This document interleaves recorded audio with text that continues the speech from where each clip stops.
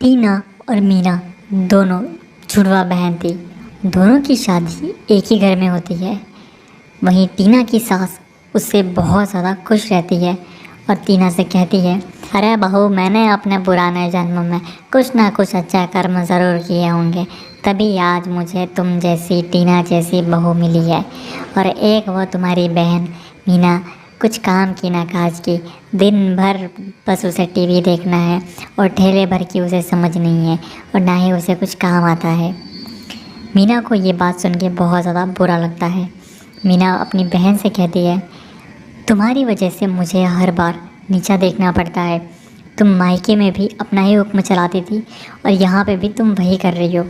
लेकिन टीना अपनी बहन को समझाती है, मीना देखो, ये हमारा ससुराल है और हमें यहाँ पे काम तो करना ही होगा और हम कहीं पे भी जाएंगे हमें काम तो करना ही होगा, और तुम्हें ये बात जितनी जल्दी समझ में आ जाए उतना अच्छा है। मीना उससे कहती है, हाँ हाँ, बहुत देखे तुम्हारे काम वाले, और मुझे पता है ये सब तुम्हारे ड्रामे हैं, और मैं क्या नहीं जानती कि तुम सब लोगों की वाहवाही और प्रशंसा बटोरने के लिए अच्छेपन का दिखावा करती हो। लेकिन टीना उससे कहती है, ऐसा कुछ नहीं है बहन, और मैं तुझसे भी बहुत ज़्यादा प्यार करती हूँ, लेकिन मेरा प्यार पता नहीं तुम कब समझोगी। ये बात कह के टीना वहाँ से चली जाती है। मीना भी अपने कमरे में चली जाती है। मीना का जो पति है वो भी मीना की तरह ही रहता है। वो भी बहुत ज़्यादा आलसी रहता है और उसे भी सब कुछ मुफ्त में चाहिए होता है। मीना अपने कमरे में जाके अपने पति से कहती है, अब बहुत हो गया, अब तो मुझे कुछ ना कुछ करना ही होगा, क्योंकि अब मैं ये रोज़ रोज़ के ताने बर्दाश्त नहीं कर सकती। वो टीना दीदी जो है बार बार मुझे नीचा दिखाने के लिए कुछ ना कुछ ऐसा कर देती है जिसकी वजह से मम्मी जी मुझे सुनाती है, और जो कि मुझे बिल्कुल अच्छा नहीं लगता। लेकिन उसका पति कहता है, अरे मीना, तुम क्यों टेंशन लेती हो, मैं कुछ ना कुछ जुगाड़ ज़रूर लगाऊंगा। अरे देख ली तुम्हारी जुगाड़, इतने सालों से तो ठेला तुमसे कुछ हुआ नहीं और अब तुम जुगाड़ लगाओगे। कुछ दिन ऐसे ही बीतते हैं और टीना जो है कौन बनेगा करोड़पति की विजेता बन जाती है। उसके बाद तो टीना के क्या ही कहने, अब तो टीना को सब लोग पहचानने लगे थे। वही टीना की सास कहती है, अरे बहू हो तो ऐसी, मेरा बड़ा बेटा भी बहुत ज़्यादा संस्कारी है और मेरी बड़ी बहू जो है टीना, वो भी बहुत ज़्यादा संस्कारी है, तभी तो इतनी धनराशि उसने जीती है। पहले तो उसने मेरा मोहल्ले में नाम किया था, लेकिन अब तो उसने मेरा देश विदेश और सब जगह मेरा नाम कर दिया है। टीना जब अपनी सासू माँ कोमल की बात सुनती है तो उनसे कहती है, अरे माँ जी, ऐसा कुछ नहीं है, ये तो सभी आपके ही संस्कार हैं, और मैं आज जो भी बन पाई, जो भी मैं जीत पाई, वो आप लोगों की वजह से ही हुआ। वहीं कोमल यानी कि टीना की सास मीना से कहती है, अरे कलमुई, कुछ सीख अपनी बहन से, अपनी बड़ी बहन से कुछ तो सीख ले। वो घर का भी काम करती है और देख करोड़ों रुपए भी जीत लिए, और तूने आज तक क्या किया, ठेले भर का भी काम तुझसे नहीं हुआ। मीना ये बात सुन के अपनी सास से कहती है, हाँ हाँ, तो ठीक है ना, मेरा भी एक दिन आएगा जब मैं भी बताऊँगी कि मैं क्या क्या कर सकती हूँ। कोमल कहती है, अरे देखो देखो टीना, कितनी बदतमीज़ है तुम्हारी ये बहन, और यहाँ पे इसे अपनी बहन को सपोर्ट करना चाहिए, उसकी वाहवाही करनी चाहिए, उसके बजाय ये जल रही है तुमसे। और मीना ये सुनने के बाद वहाँ से चली जाती है और कोमल और टीना बात कर रहे होते हैं। मीना अपने रूम में जाती है और अपने पति से कहती है, मीना गुस्से में अपने कमरे में जाती है और अपने पति रमेश से कहती है कि अब तो मुझे इन लोगों का कुछ ना कुछ करना ही होगा। और रमेश उसे आइडिया देता है कि क्यों ना हम तुम्हारी बहन को ही ख़त्म कर दें, और वो रहेगी नहीं तो उसके सारे पैसे भी तुम्हारे हो जाएंगे और हम तुम्हें टीना बना देंगे। और ये जो बात है वो मीना के दिमाग में आ जाती है अच्छे से, और मीना ये सोच लेती है कि हाँ, मुझे अपनी बहन को कैसे भी करके मारना ही होगा, और उसके बाद मैं उसकी जगह ले लूँगी और फिर सारा पैसा भी मेरा और सब कुछ भी मेरा, और कुछ ही दिनों के बाद हम दोनों यहाँ से भाग जाएंगे। मीना जो है वो सीढ़ियों पर तेल गिरा देती है और टीना के कमरे में जाके ये कहती है, टीना, तुम्हें सासू माँ बुला रही है, कुछ काम है उन्हें, तुम देख लो। टीना उसकी बात सुन के सीढ़ियों की तरफ आती है और वहाँ से फिसल के नीचे गिर जाती है, जिसकी वजह से टीना का सर फूट जाता है और उसकी वहीं पे मौत हो जाती है। टीना की मौत हो जाती है और मीना ये सब कुछ देखने के बाद दौड़ कर आती है और कहती है, अरे मीना क्या हो गया तुम्हें? अरे मीना उठ नहीं रही, अब क्या करें? जल्दी से कोई डॉक्टर को बुलाओ, जल्दी से कुछ करो।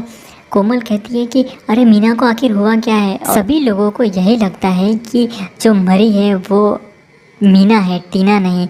और सभी इस बात को एक्सेप्ट कर लेते हैं और मीना की तस्वीर वहाँ पे टांग देते हैं। एक दिन की बात है, मीना रमेश के कमरे में जा रही थी। अब सुरेश ये देखकर सोचता है आखिर टीना जो है वो रमेश के कमरे में क्यों जा रही है, मैं जाके चेक करता हूँ। अब मीना रमेश के कमरे में पहुँच जाती है और कहती है इन बेवकूफ़ों को लग रहा है कि मीना मरी है, लेकिन मीना तो ज़िंदा है, मरने वाली तो टीना थी। अब यहाँ पे पूरी की पूरी टीना की हम प्रॉपर्टी ले लेंगे और उसने जो केबीसी में पैसे जीते हैं वो भी ले लेंगे और यहाँ से रफू चक्कर हो जाएंगे। पास में खड़ा सुरेश ये बातें सुन रहा था और उसे सब कुछ पता चल जाता है कि ये इन दोनों की मिलीभगत थी और इन लोगों ने ही मेरी वाइफ को मारा है। उसके बाद वो वहाँ से चले तो जाता है, लेकिन अगले दिन सुरेश जो है कुछ बैंक वालों के साथ अपनी वाइफ को आवाज़ लगाता है, अरे टीना। फिर वहाँ से मीना बाहर आती है और मीना कहती है क्या हुआ जी, आप मुझे आवाज़ क्यों लगा रहे हो?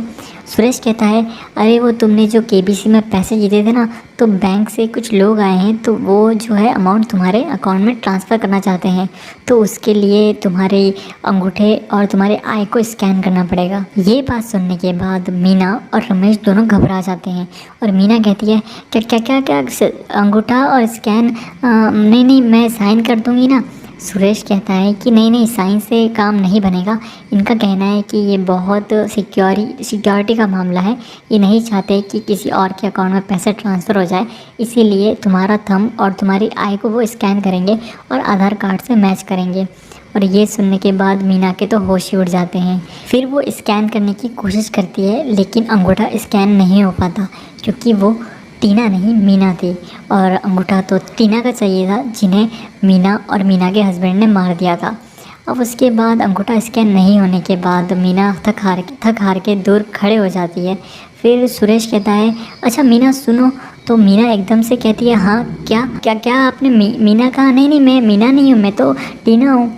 सुरेश कहता है मुझे तुम्हारी हकीकत पता चल चुकी है और तुमने और रमेश ने मिलकर मेरी वाइफ को मारा है और इसके लिए मैं तुम्हें कभी माफ़ नहीं करूँगा। उसके बाद सुरेश कहता है कि ये लोग जो है वो बैंक से नहीं आए हैं, ये सीबीआई वाले हैं और पुलिस वाले हैं और इनके सामने मैं सब कुछ दूध का दूध और पानी का पानी करना चाहता था, इसीलिए मैं स्कैन और ये सब कुछ साथ में लेकर आया था। अब तुम्हारा पर्दा फाश हो चुका है, अब तुम दोनों जेल के पीछे सड़ोगे और तुमने जो मेरी वाइफ के साथ किया है उसका तुम्हें पश्चाताप ज़रूर करना होगा। ये बात सुनने के बाद मीना और रमेश के आंखों से आंसू गिरने लगते हैं और मीना कहती है हाय रे, मैंने लालच में अपनी बहन का कत्ल कर दिया, मुझे ऐसा नहीं करना चाहिए था और मुझे माफ़ कर दीजिए, मेरी गलती हो गई है और आगे से मैं ऐसा कभी नहीं करूँगी। लेकिन सुरेश कहता है कि सबसे पहले तुम्हें अपने किए की सज़ा मिलेगी, उसके बाद क्या होगा मैं नहीं जानता। कोमल भी कहती है हाय रे, मेरी बहू को खा गई है चुड़ैल, अब तो मैं इससे कभी अपनी बहू बनाऊंगी नहीं और ना ही ये मेरी बहू है ना ही ये मेरा बेटा, दोनों को लेकर जाइए आप लोग मेरे सामने से। और उसके बाद मीना और रमेश को सज़ा हो जाती है और सुरेश अपनी पत्नी के जो भी पैसे थे उन्हें आधे डोनेट करके और आधे अपने पास रख के अपनी पत्नी के लिए कुछ अच्छी यादें जोड़ता है। अगर आपको ये कहानी पसंद आई है तो प्लीज़ चैनल को सब्सक्राइब कीजिए। इस वीडियो बेटी की शादी कहीं नहीं हो रही थी। सरला अपने बेटे की शादी के लिए बहुत ज़्यादा चिंतित थी, लेकिन उसे अपने बेटे की शादी जल्द से जल्द करनी थी क्योंकि उसके बेटे की उम्र बहुत ज़्यादा बढ़ रही थी। इसीलिए सरला ने जल्दबाजी में सुनीता नाम की लड़की से उसके बेटे सुनील की शादी करवा दी। सरला ने बिना जांच पड़ताल किए कि सुनीता कैसी लड़की है, आखिर उसका व्यवहार क्या है और उसका बैकग्राउंड क्या है, ये बिना सोचे समझे और बिना जाने सुमित और सुनीता की शादी करवा दी। स्टार्टिंग में तो वो लोग बहुत ज़्यादा खुश रहते हैं, सरला भी अपनी बहू से बहुत ज़्यादा खुश रहती है, लेकिन सरला को ये बात पता नहीं थी कि सुनीता को सिगरेट पीने की एक बहुत ज़्यादा बुरी आदत है और बहुत ज़्यादा बुरी लत भी है। अरे माँ जी, आपने तो सुबह से कुछ खाया भी नहीं है, प्लीज़ ज़रूर कुछ खा लीजिए, नहीं तो मैं भी नहीं खाऊंगी। अरे बहू, मैं खा लूँगी, अभी मुझे भूख नहीं है। कितनी अच्छी है मेरी बहू, जरूर मैंने कुछ अच्छे कम कर्म किए होंगे पिछले जन्म में, तब जाके मुझे तुम जैसी बहू मिली है। अरे नहीं माँ जी, ये तो आपका बड़प्पन है। सुनीता सरला के सामने और उसके पति के सामने बहुत अच्छे होने का